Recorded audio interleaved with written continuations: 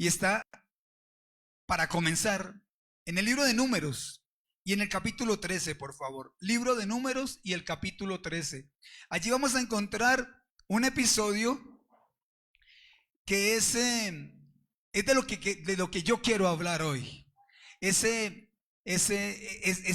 aparte que está en nuestro corazón y que a veces aflora, porque no siempre lo tenemos en el corazón, pero de un momento a otro, dependiendo de una circunstancia específica, muchas veces esto de lo que yo quiero hablar hoy aflora y muchas veces no lo podemos controlar.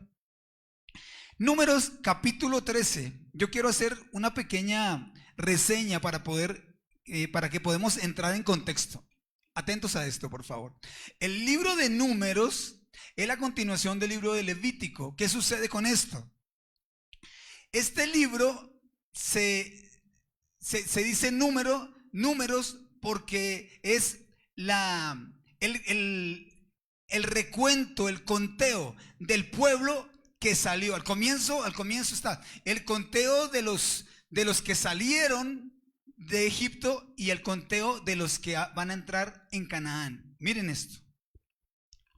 Es decir, hubo una generación que es el primer censo. Se habla de 2 censos. El primer censo que fueron la gente que sale de Egipto. Y el segundo conteo es una generación totalmente diferente. Solamente están allí Caleb y Josué. Estos 2 que entraron fueron los únicos de la generación vieja que fueron contados en el segundo conteo. ¿Sí me hizo entender? Ok, un conteo al salir de Egipto, un conteo al entrar en Canaán. No son los mismos. Y hoy vamos a ver la razón por la cual no son los mismos. Dice entonces, el capítulo 13 del libro de Números, hoy voy a leer mucha Biblia. Voy a leer varios textos de este capítulo 13. Le ordena Dios a Moisés diciendo, verso 1, verso 2, envía tú hombres que reconozcan la tierra de Canaán, la cual yo doy a los hijos de Israel. De cada tribu de sus padres enviaréis un varón, cada uno príncipe entre ellos. Le dice Dios entonces a Moisés que saque 12 varones príncipes de cada una de las tribus de Israel, uno, para que vayan y reconozcan. Habían venido ellos de esclavitud por 400 años, habían venido de esa esclavitud y estaban a portas, prácticamente podían palpar la tierra que se les había prometido. Atentos a esto, por favor. Es decir, lo único que tenían que ir y hacer ellos era ir y reconocer la tierra que iban a poseer. Pero mire lo que sucede en el camino, verso 17. Los envió pues Moisés a reconocer la tierra de Canaán, diciéndoles, subid de aquí al Negev y subid al monte. Verso 21. Y ellos subieron, efectivamente subieron, y reconocieron la tierra desde el desierto de Sin hasta Rehob, entrando en Amat. Verso 22.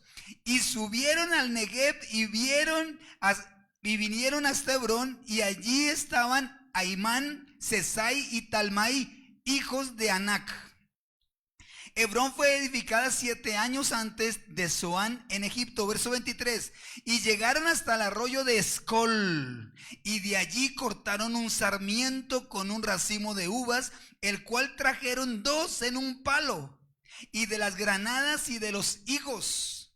Y se llamó aquel lugar el Valle de Escol por el racimo que cortaron de allí los hijos de Israel. Y volvieron de reconocer la tierra al fin de 40 días. Verso 26. Y anduvieron y vieron a Moisés, y vinieron a Moisés y a Aarón y a toda la congregación de los hijos de Israel en el desierto de Parán, en Cades, y dieron la información a ellos y a toda la congregación, y les mostraron el fruto de la tierra. Hasta aquí. Vamos a resumir. Los envía Moisés, 12 varones príncipes, uno de cada tribu. Y el propósito, la tarea que debían cumplir era: vayan y miren la tierra. ¿Cuál tierra? La tierra prometida. ¿cómo es esa tierra? Y en versículos anteriores, Moisés les dice, yo quiero saber cómo es la tierra, quiénes habitan la tierra, cómo son los frutos de la tierra. Y para poder saber cómo son los frutos de la tierra, traigan una muestra de los frutos de esa tierra. Y era el tiempo de las cosechas. Así que ellos fueron allí y cortaron un sarmiento, es decir, una rama de la cual nacen los racimos de uvas. Trajeron también un racimo de uvas que era tan grande que tuvieron que colocar un madero entre dos hombros de dos personas para poder traer el racimo de las uvas. Y todo lo que vieron ellos era bueno. Y todo con lo que se encontraron era hermoso.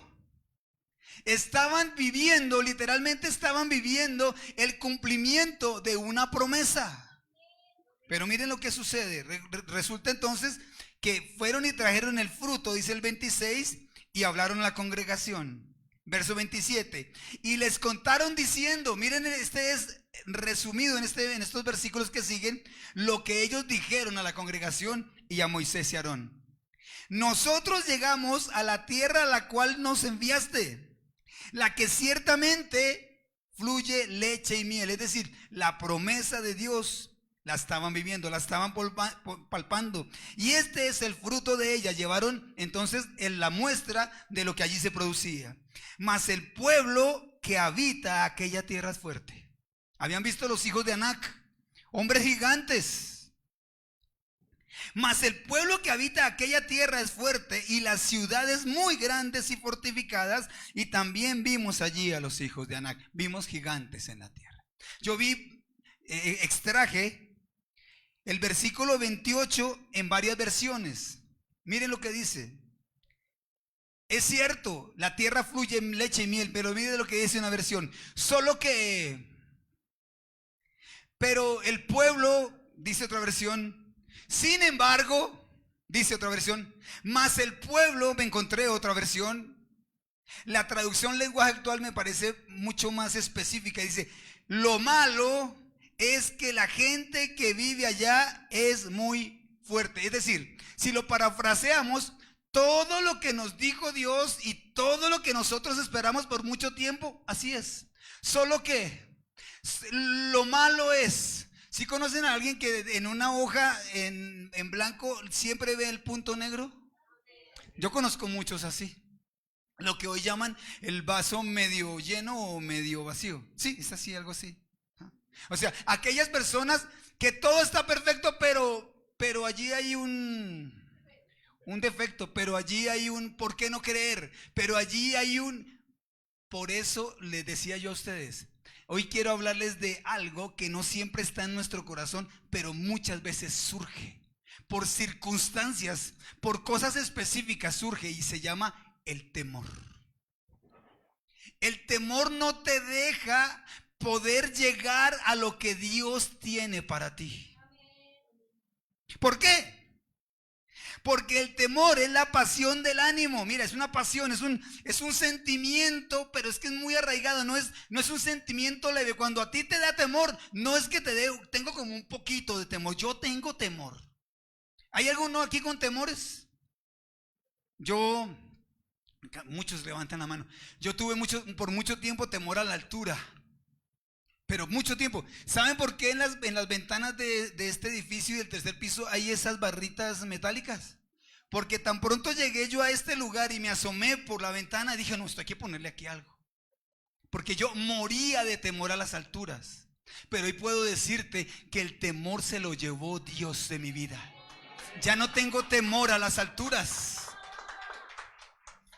Yo tenía temor a volar en los aviones y ya no tengo temor a volar en los aviones, tengo temor a caerme de un avión.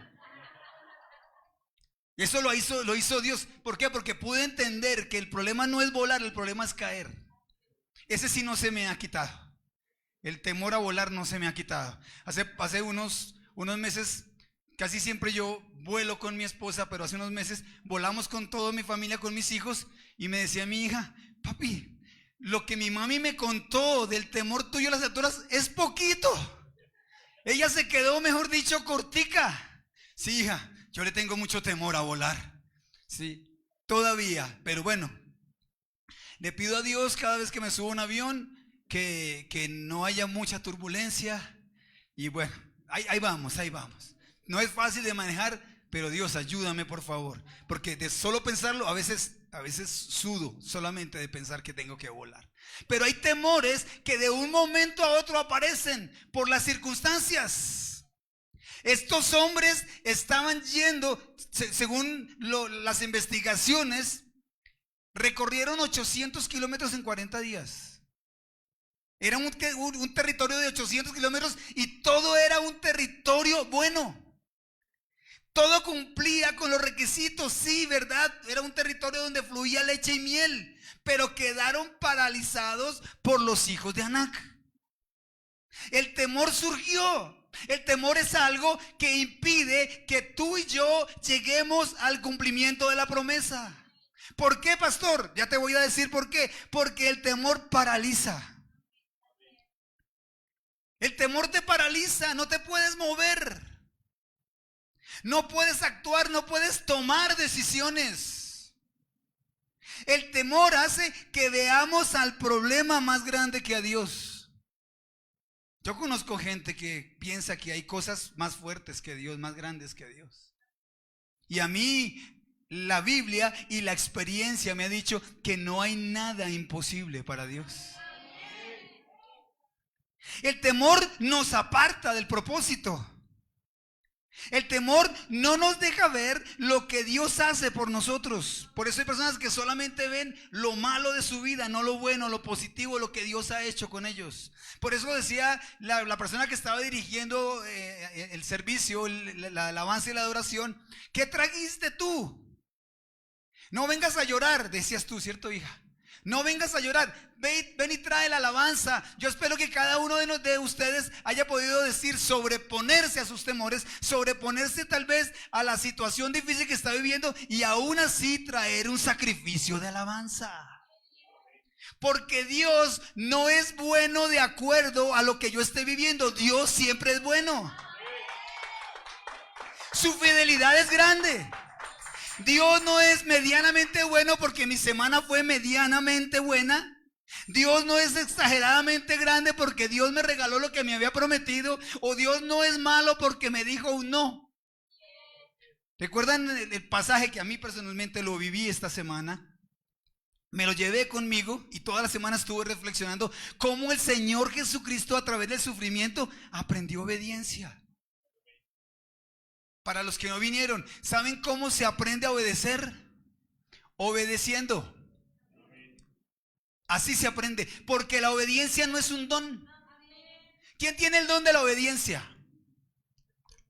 No es un don, la obediencia se aprende.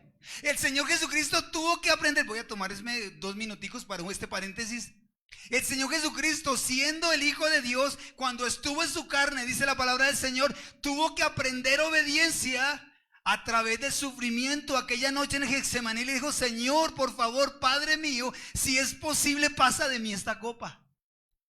¿Y qué sucedió? No pasó la copa. Ahí aprendió obediencia. En ese momento aprendió. Es decir, aquella persona que hablábamos hace 8 días, porque es que esto conecta, aquella persona que nunca ha sido obediente debe aprender obediencia. ¿Cómo aprendo obediencia, pastor? Para que tú aprendas a obedecerle a Dios, tienes que aprender a obedecer las autoridades que Dios dejó en la tierra. Primero aprendes a obedecer a las personas que están en la tierra, que Dios ha puesto en autoridad, y luego poco a poco va creciendo tu obediencia y luego no te va a ser difícil, no se te va a hacer difícil humillarte delante de Dios. Lo que diga Dios, sí, lo que tú digas está bien. Volvemos al temor. Aquel temor que aflora en los momentos en donde más necesitamos valentía. Aquel temor que aflora o que hace su aparición en los momentos en donde necesitamos ser más fuertes. Cuando una familia recibe una mala noticia, alguien por lo menos debe pararse y decir: no vamos a desfallecer. No nos vamos a derrumbar. Aquí hay que hacer algo. Amén. Ok. El temor en casos extremos no nos deja avanzar hacia aquello que Dios dijo que conquistaríamos. Si Dios dijo que lo ibas a hacer, lo vas a hacer. Si Dios dijo que lo ibas a conquistar o que lo ibas a lograr, lo vas a lograr. Si Dios dijo que todo lo puedes en Cristo, que te fortalece, ¿dónde hay lugar para el temor? Si Dios te dijo que emprendieras, emprende. Si Dios te dijo que no lo hicieras, obedece. Wow.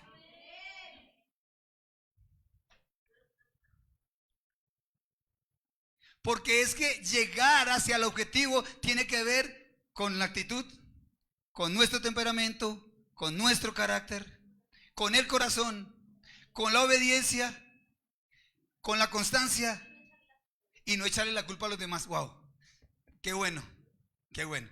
Me alegra que este resumen me lo hayan dado ustedes mismos. Lograr conseguir lo que Dios tiene para mí, lo que Dios me prometió, tiene que ver con todas las áreas de mi vida. Yo tengo que sumergirme en lo que Dios dice que yo debo hacer para conseguir el objetivo, para conseguirlo.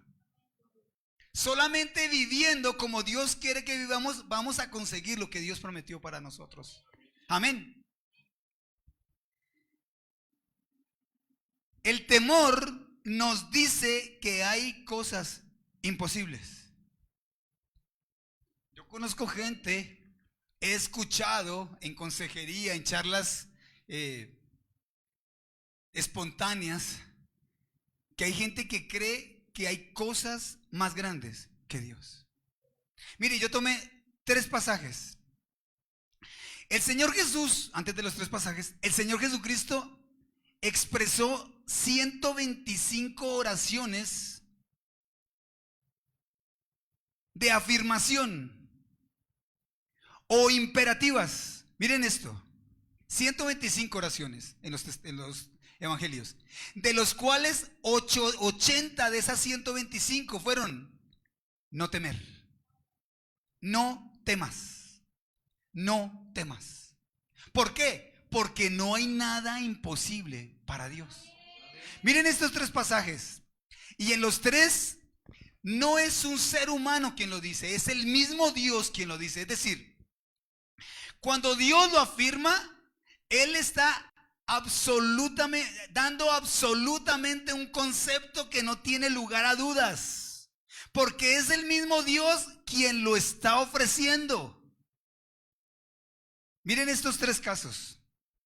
En Génesis capítulo 18, verso 14, el mismo Jehová se aparece en la tienda de Abraham y Sara y dice: ¿hay para Dios alguna cosa difícil? ¿Hay para Dios alguna cosa difícil? Porque le prometió una pareja de ancianos que en el tiempo de la vida cargarían a un bebé en brazos. ¿Hay alguna cosa para Dios difícil? En Jeremías capítulo 32, verso 27, el mismo Dios le dice a Jeremías: yo soy Jehová, Dios de toda carne. ¿Habrá algo que sea difícil para mí? El mismo Dios le está preguntando a Jeremías, porque entre otras cosas Dios le dijo a Jeremías que hiciera una locura. Jeremías capítulo 32, verso 27. ¿Habrá algo que sea difícil para mí? Y en Lucas capítulo 1, verso 37, cuando el Espíritu Santo literalmente va y visita a María, que estaba desposada con José, le dice: porque nada hay imposible para Dios.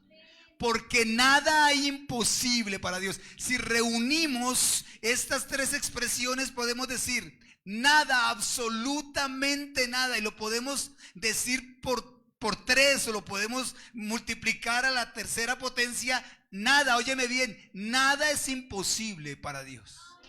No hay cosas imposibles para Dios. No hay nada difícil para Él. Para Dios todo es imposible. Para el que cree, todo le es posible. Tienes que creer, tienes que sacar el temor de tu corazón para poder recibir lo que estás esperando. Esta semana y la semana pasada tuvimos una experiencia muy tremenda. Estamos haciendo unos arreglos en el Cisga. Y el arreglo tiene que ver tenía que ver con el techo. Y estaba la mitad de la casa sin techo. ¿Y qué se necesita para arreglar un techo? Además de un empleado y además de materiales, un buen tiempo. Porque si tú estás arreglando un techo y te llueve, se te va a dañar el trabajo y lo que está dentro de la casa. Pues como todas las cosas no salen como uno las planea, porque es que tenemos que vivir en el campo de la fe y en el campo de creer tenemos que pasar por diversas pruebas. Se viene una cantidad de agua inusitada. Comienza a llover de una manera impresionante. Bueno, ¿y qué vamos a hacer? Muchos se pondrían a llorar. Señor, pero tú me prometiste que yo iba a arreglar mi casa, Señor. ¿Qué pasa? No entiendo, Señor, ¿por qué está lloviendo? ¿Por qué me dijiste que arreglara mi casa si me la ibas a dañar? ¿Cuántos han hecho eso? Otros dirían, Señor, no entiendo, si yo me porto tan bien, ¿por qué me está sucediendo esto? Yo le dije a mi esposa, llama a la gente de la iglesia, a los intercesores con los que contamos en oración y pongámonos a orar. Y convoqué ayuno en mi casa. Como sacerdote de mi hogar, le dije a mi yerno, a mi hija, a mi hijo, a mi esposa, a mis 2 nietos, vamos a ayunar por un buen clima.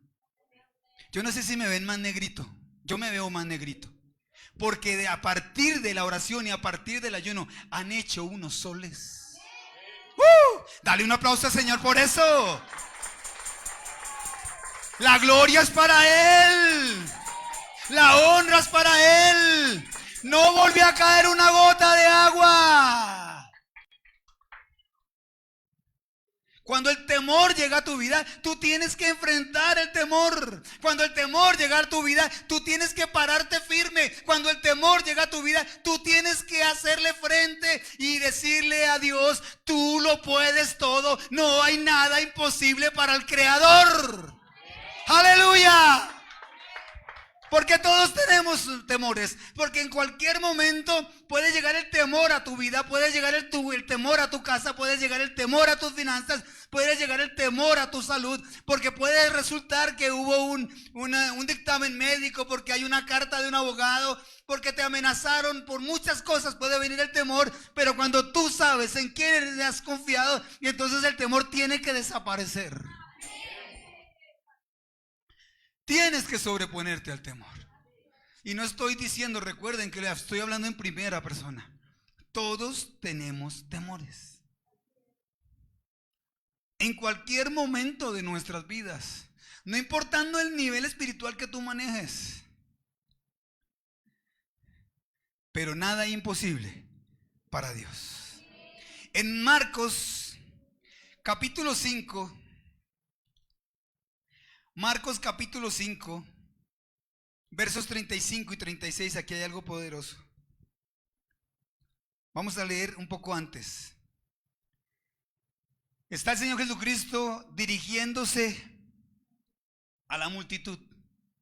Y en el verso 22, les dije Marcos capítulo 5, ¿verdad? Verso 22. Y en medio de la multitud que le seguía, vino uno de los principales de la sinagoga, llamado Jairo. Y luego que le vio, se postró a sus pies. Uno de los principales de la sinagoga, un judío de judíos, de los que no creen, de los de la ley, pero estaba viviendo una situación que lo llevó a doblegarse. Esta mañana no está Santiago, está en una clase con los niños. Esta mañana Santiago daba un testimonio de cómo Dios te enseña cosas a través de la experiencia. Porque hay cosas que no entendemos solamente con la letra, o no entendemos solamente porque alguien nos los diga. A veces tenemos que entenderlo a través de la práctica. ¿Cuántas veces este hombre llamado Jairo habría escuchado hablar de que el Señor Jesucristo era el Hijo de Dios y que todo lo podía hacer. Cuando llegó un momento en que realmente necesitó de ese poder, vino a donde estaba el Señor Jesucristo, lo buscó y se postró a sus pies. Porque hay situaciones, hay temores tan grandes que no importa quién te esté mirando. No importa el concepto que tú manejes, porque es que Jairo tenía un concepto de ley. Y a ellos no se les permite doblegarse delante de ningún hombre. Ningún judío se postra delante de otro hombre. Pero Jairo tenía la necesidad, vino el temor a su corazón. Entonces había una ambivalencia, ¿sigo la ley o sigo mi corazón? Tengo que hacer algo, aquí tiene que suceder algo. ¿Y qué era la situación difícil? Su hijita de 12 años estaba agonizando. Así que vino directamente a donde el maestro y le dijo: Señor, por favor, ven a mi casa porque mi hija se está muriendo. Y el Señor Jesucristo le dijo: claro, camine, vamos para su casa. Y cuando iban por el camino, una multitud los detuvo. Y allí se encuentra con la mujer del flujo de sangre. Y ustedes saben cuál es la historia de la mujer del flujo de sangre. Una mujer que durante 12 años había sufrido de una hemorragia, que solamente tocando el manto del Señor Jesucristo, allí fue sana. Yo me imagino cuántos minutos o segundos al pobre Jairo se le harían una eternidad. Señor, pero vamos para la casa. Mi niña se está muriendo. Mi hijita está agonizando. Pero el Señor Jesucristo, como no hay nada imposible para Dios, tuvo el tiempo de voltearse y decir: ¿quién me ha tocado? Ay, Señor. Pero eso es relevante en este momento, diría Jairo. Los discípulos dijeron: Señor, pero tanta gente que te está tocando y tú dices quién te ha tocado. Jairo diría: Señor, pero por favor, no te puedes demorar. Esto es apremiante. Miren lo maravilloso que sucede. Le rogaban mucho diciendo: mi hija está agonizando, ven y pon las manos sobre ella para que sea salva y vivirá. Verso 35. Mientras él aún hablaba, vinieron de la casa del principal de la sinagoga diciendo: tu hija ha muerto, ¿para qué molestas al maestro? ¿Tú te imaginas qué habrá sentido Jairo en ese momento? Lo último que quería escuchar, lo acababa de escuchar. El temor, yo me imagino que ese temor a que la niña muriera se convirtió en un dolor muy profundo. Él temía que su hijita muriera, pero finalmente para que el Señor Jesucristo fuese glorificado y Dios su Padre fuese glorificado, la niña muere. Y le dicen de parte de la casa, de los que traían la noticia: la niña ya murió, ya no hay nada que hacer. Pero Jesús, luego que oyó lo que se decía, dijo al principal de la sinagoga: no temas, cree solamente. No temas, cree solamente. Dile a la persona que está a tu lado: no temas, cree solamente. Díselo a la persona que está a tu lado: no temas. No temas, cree solamente. Solamente hay que creer. No importando que la niña, habían traído la noticia que la niña había muerto. Le dice el Señor Jesucristo: no hay nada imposible para Dios. ¿Acaso hay una cosa imposible para Dios? Parafraseando los 3 versículos que leímos al principio, ¿hay alguna cosa imposible para mí?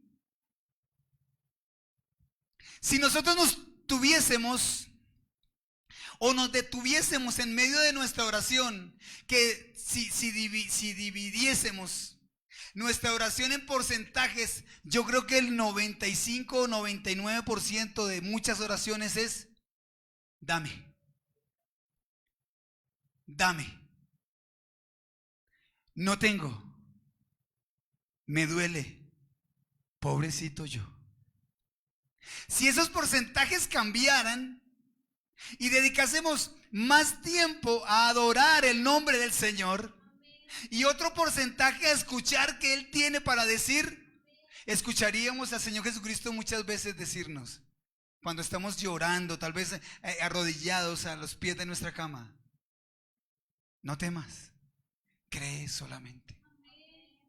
No temas, cree solamente. No temas. No temas porque yo estoy contigo. No temas porque yo soy el resultado de esto. No temas porque yo soy el todopoderoso creador de todo lo que existe y yo puedo detener la lluvia. No temas porque yo puedo cambiar un diagnóstico médico. No le digas a tu enfermedad: enfermedad, tú eres mayor que yo, que Dios. Dile a tu corazón: no hay nada imposible para Dios. Tal vez estaría el mismo Señor diciéndonos cuando estamos orando: no temas, cree solamente. Esta tribulación momentánea llegará un momento en que termine y vas a ver mi gloria. Esta semana yo estaba orando por ustedes, John, y el Señor me decía esta palabra para ustedes dos: esta situación va a acabar y vas a ver mi gloria, me dice el Señor que te diga. Esta situación va a terminar. Cree solamente. No temas, cree solamente. No temas, cree solamente. No temas, cree en Dios. No temas, confía en su poder. No temas, dile a tu problema: hay alguien más grande que tú. Amén. Gracias, Señor.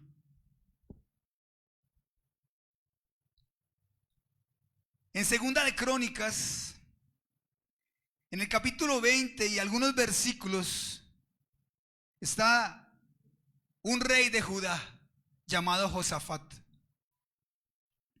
Y se confabulaban unos enemigos contra Judá.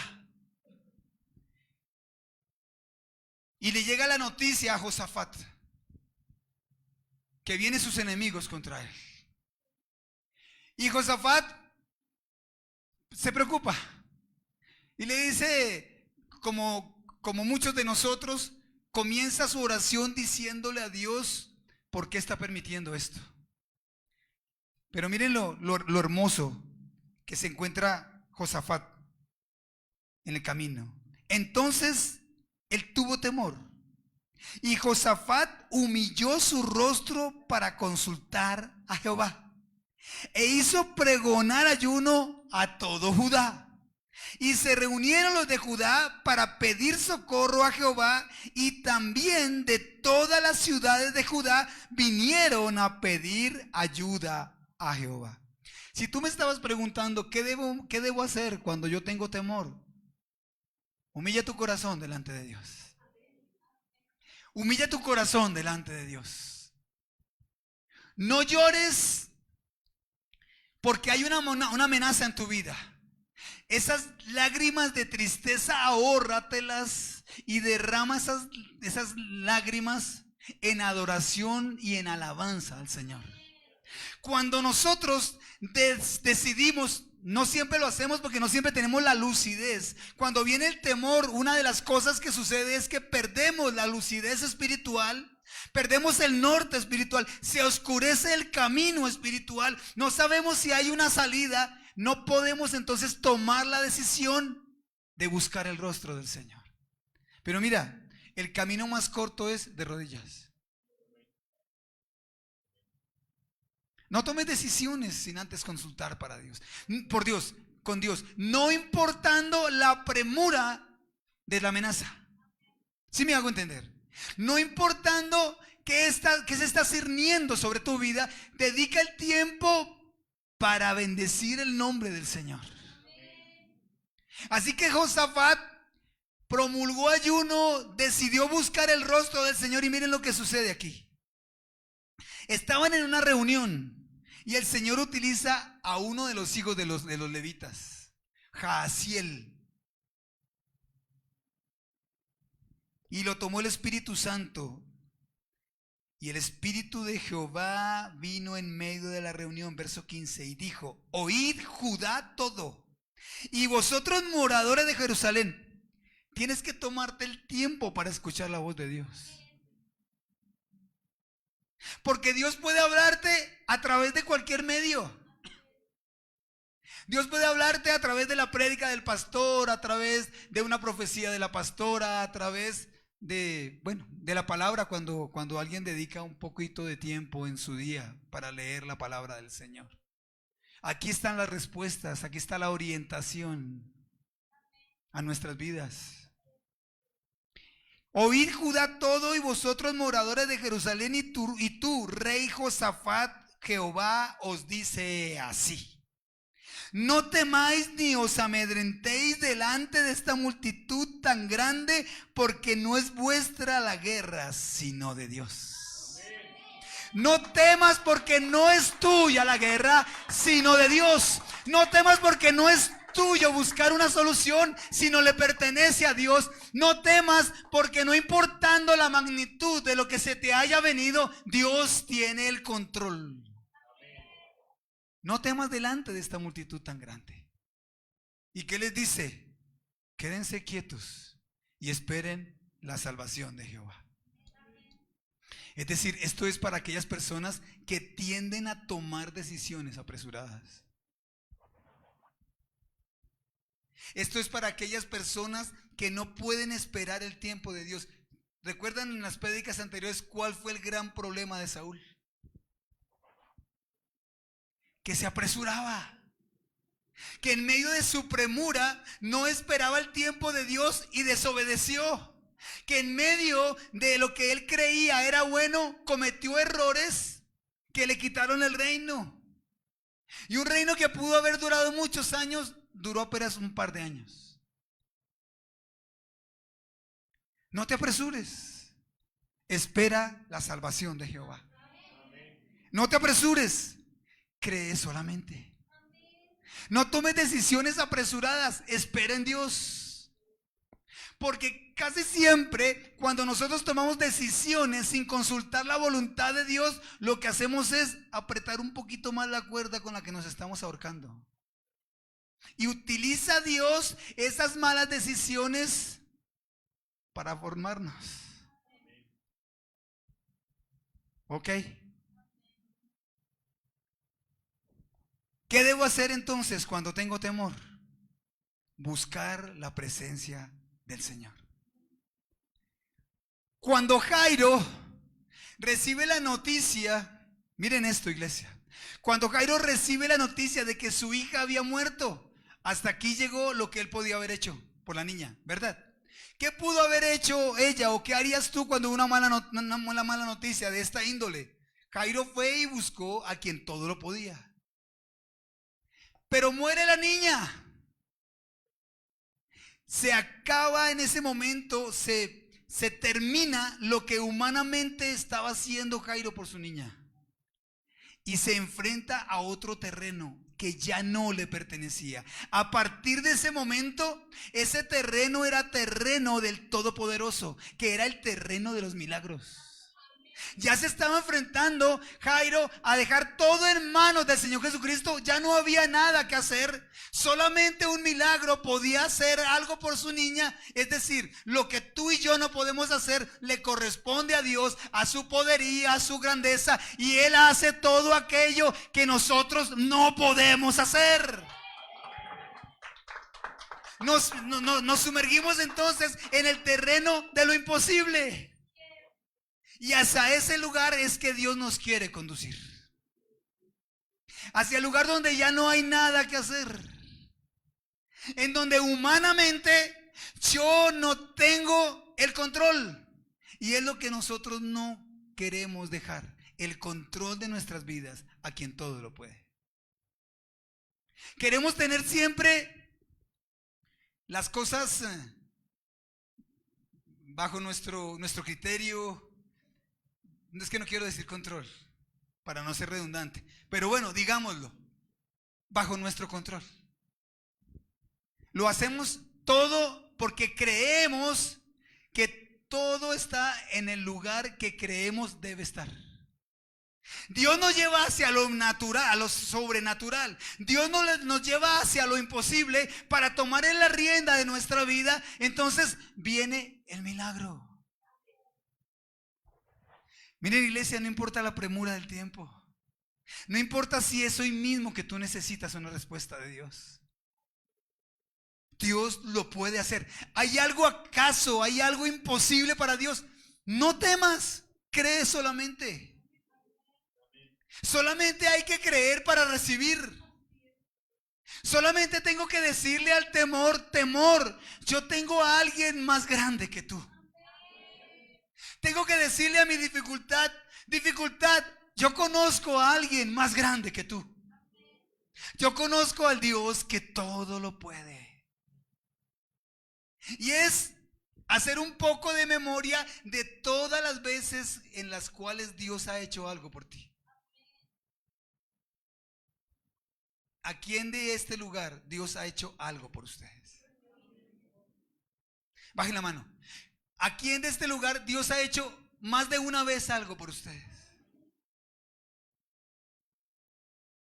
¿A quién de este lugar puede decir: yo creo que yo no recuerdo cuántas veces Dios ha hecho algo por mí? Entonces, ¿por qué temes? Entonces, ¿por qué se angustia tu corazón?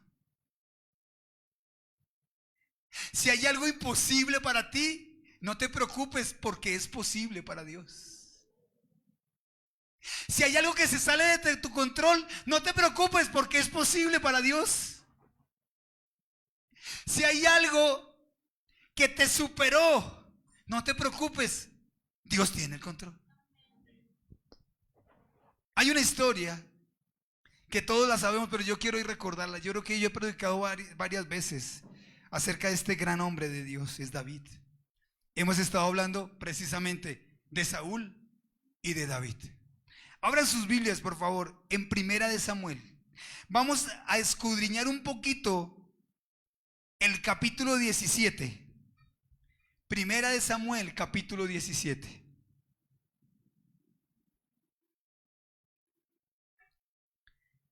Esta historia la conocemos, creo que desde pequeños. Es una de las grandes historias de la escuela dominical.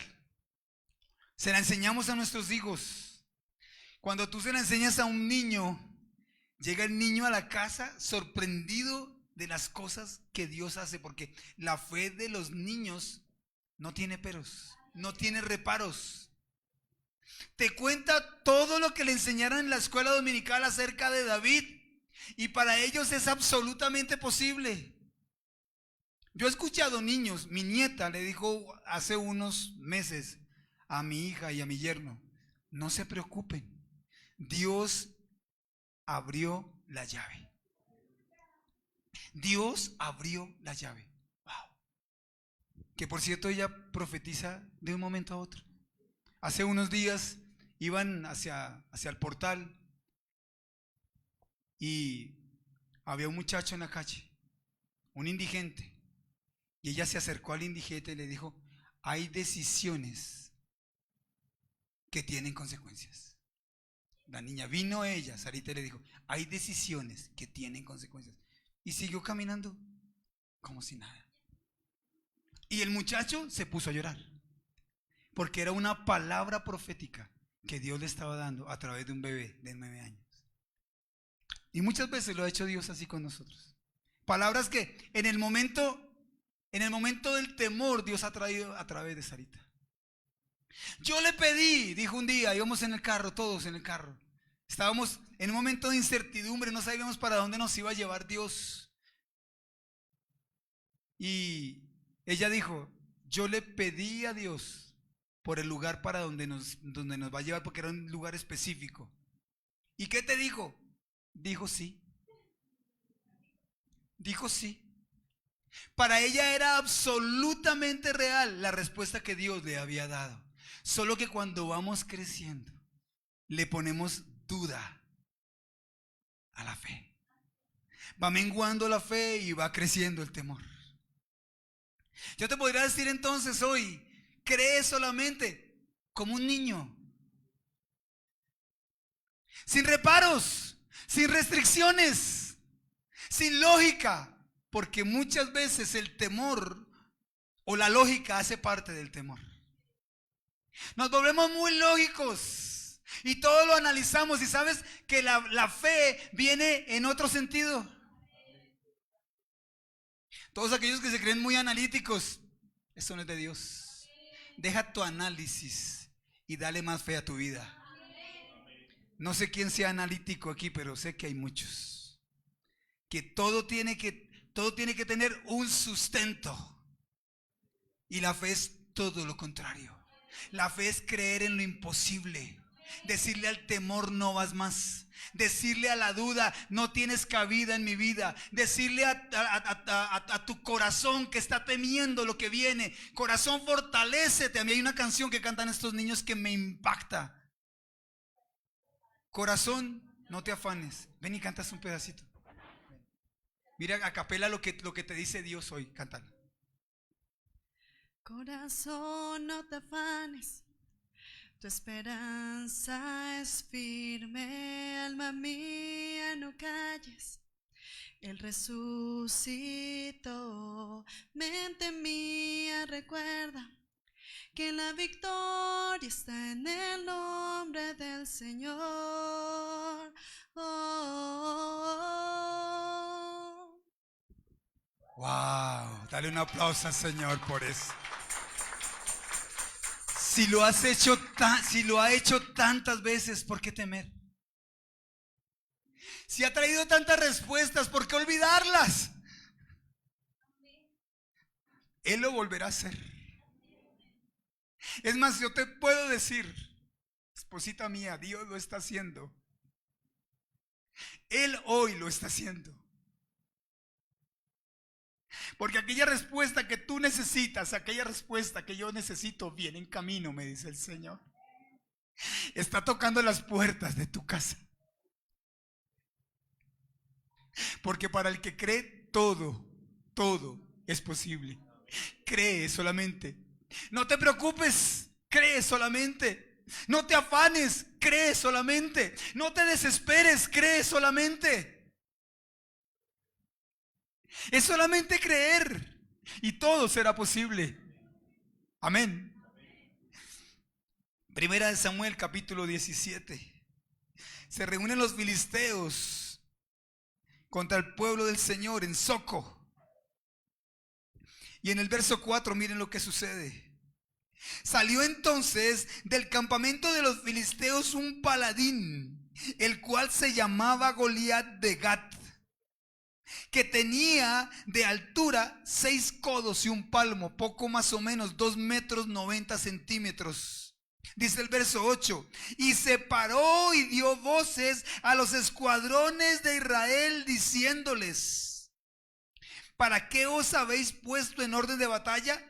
¿No soy yo el filisteo y vosotros los siervos de Saúl?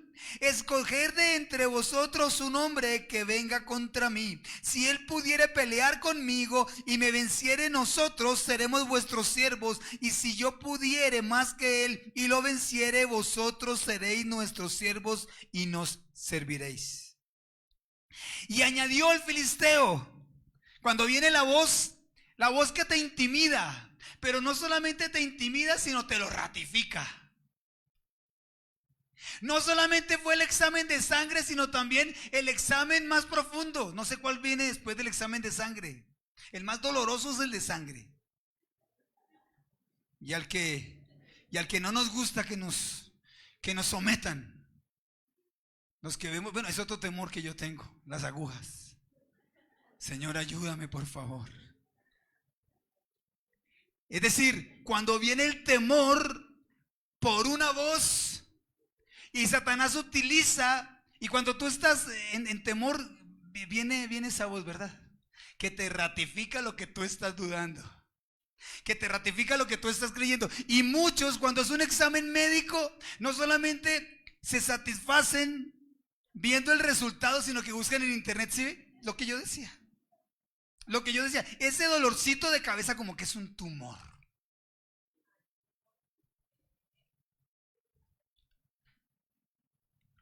Cuando un dolorcito de cabeza se va en el nombre del Señor. Y no solamente un dolorcito de cabeza, sino cualquier cosa. Yo tengo un médico en mi casa que cuando viene algo a nuestras vidas, inmediatamente oramos y eso se va.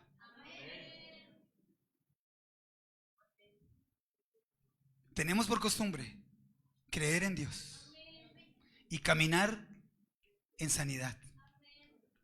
No importando que algunos síntomas persistan. Atentos, iglesia. No importando que algunas cosas no se vayan inmediatamente. Dios puede hacerlo hoy inmediatamente hizo facto. O puede Dios hacerlo a través de los días posteriores.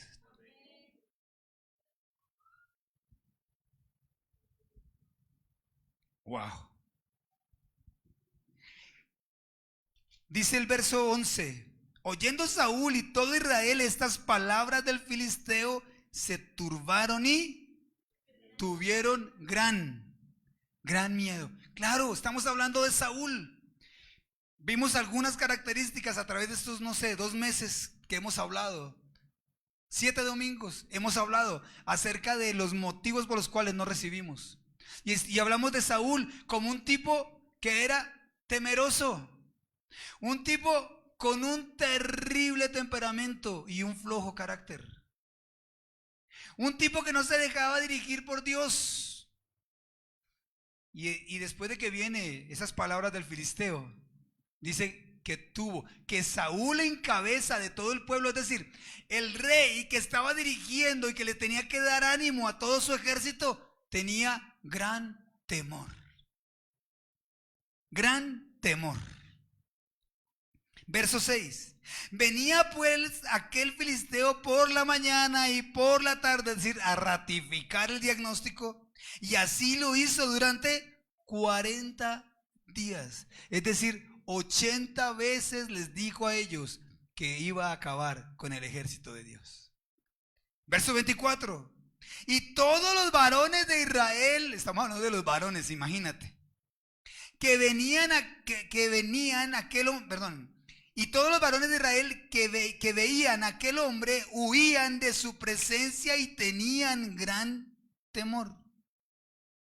Entonces dice el verso 26, habló David a los que estaban junto a él diciendo, ¿qué harán al hombre que venciere a este filisteo y quitare el oprobio de Israel? Porque ¿quién es este filisteo incircunciso para que provoque a los escuadrones del rey, del Dios viviente? Verso 32. Y dijo David a Saúl, no desmaye el corazón de ninguno a causa de él. Tu siervo irá y peleará contra este filisteo. Wow. Tenemos que enfrentar nuestro temor. Tenemos que esgrimir las armas que Dios nos ha dado en fe. Tenemos que recordar, miren esto, iglesia, que eso es lo que muchas veces se nos olvida y lo que hemos tratado de decir los últimos 7 domingos. Recuerda qué vas a conseguir o Dios qué te va a otorgar cuando obtengas la victoria. Porque te vas de aquí de la iglesia con una palabra. Recuerda esa palabra y lo que significa conseguirla, así me hago entender. Bueno, Señor, entonces no importa la situación que esté difícil, ¿qué va a suceder cuando Dios transforme a mi hijo? Cuando Dios traiga a mi esposo a la iglesia. Cuando Dios me regale esa pareja que tanto me ha prometido. Cuando Dios sane mi cuerpo dolido. Siempre hay una recompensa detrás de la fe que tú coloques a la palabra que Dios te dio. Va a haber algo, un premio. Si lo ponemos en estos términos, dijo David, ¿qué le irán a dar a aquella persona que derrote el temor contra el filisteo? Primero, le van a dar la hija del rey. Lo van a enriquecer y lo van a eximir de impuestos. Dijo David, vale la pena pelear por lo que vale la pena tener. Vale la pena pelear por lo que vale la pena tener. Bueno, ya ustedes conocen la historia que intentó colocarse el atuendo de un guerrero y era tan pequeño, tan jovencito que no pudo porque no estaba entrenado y era mucho más grande que él.